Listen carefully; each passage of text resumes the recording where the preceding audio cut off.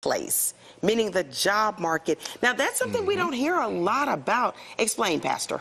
Yes, definitely. Well, I'm glad that you're touching on that, because I think that's a very important aspect of the outreach now in the end time. It has to do with the marketplace, and the business community is really where the church should be focusing its outreach. You know, in doing my work for over the past 22 years, you know, with research, history, and also having that collection in my possession, you know, I feel that with the Church of God in Christ, because we didn't really have an official archive at the time, and in 1938, one of their main temples was burnt down, and a lot of the main information was destroyed. So a lot of the information is with people's personal collection. An all-night fasting and prayer movement, and 10 or more concepts of ministry evolved out of that to enhance female development in her day.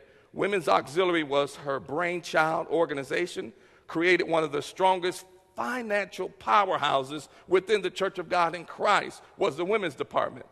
At the time that Mason Temple was erected, which became one of the largest facilities that African Americans had built in the... Okay. And we're going to be relocating here to Atlanta. Right. But what we're really, God has put a mandate on our heart concerning the youth, you know, of Atlanta.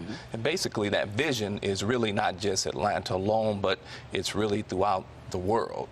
So we're just going to start here in Atlanta, putting that Christmas, and they, you know, Ebenezer Baptist Church provided, you know, for us, and Coretta made sure that, and I know one time they were standing together in 1968, probably.